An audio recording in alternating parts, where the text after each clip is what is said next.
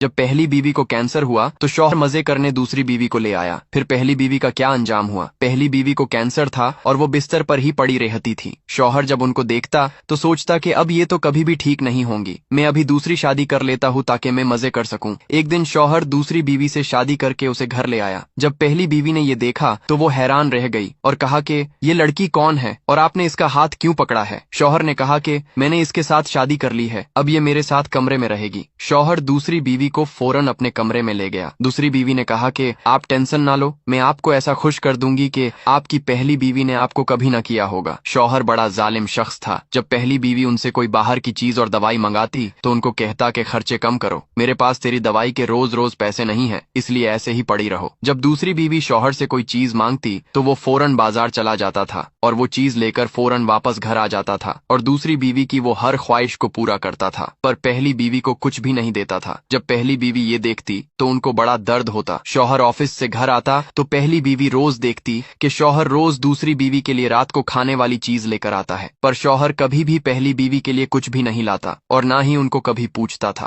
पहली बीवी अल्लाह से दुआ करती कि या रब मुझ पर रहम कर और मेरे शौहर को सलामत रख। वो बहुत ही ज्यादा नेक और समझदार औरत थी। एक दिन पहली बीवी को ख्याल आया कि मैं अब ज्यादा जिंदगी जीने वाली नहीं हूँ, इसलिए उसने शौहर से सच्ची मोहब्बत का इजहार करने का फैसला किया। उसने शौहर को अपने पास बुलाया और रो रो कर कहने लगी कि मैं तुमसे सच्ची मोहब्बत करती हूँ और मैं अब ज्यादा दिन जीने वाली नहीं हूँ, इसलिए मैंने आपको बताने का फैसला किया कि आज भी मेरी मोहब्बत बस आप पर ही है। जब दूसरी बीवी ने ये देखा तो वो सोचने लगी कि ये क्या खाक मोहब्बत करेंगी, ये तो अब जाने वाली है। शौहर ने भी पहली बीवी को इग्नोर कर दिया और वहां से चला गया। पहली बीवी ये सब देखकर जारो कतार रोने लगी। माह के बाद एक रात अचानक दूसरी बीवी उठी और उसने अलमारी से सारे पैसे और गहने को अपनी बैग में भरा और वो शौहर से नजर बचाती हुई चुपके चुपके उस घर से भाग गई। शौहर जब सुबह उठा तो उसने देखा कि दूसरी बीवी तो घर में नहीं है। उसने अलमारी में देखा तो अलमारी पूरी तरह से खाली थी। वो समझ गया कि दूसरी बीवी ने उनसे धोखा करके उनका सारा माल चुरा कर भाग गई है। शौहर उसको तलाश करने के लिए बाजार में बहुत घूमता रहा,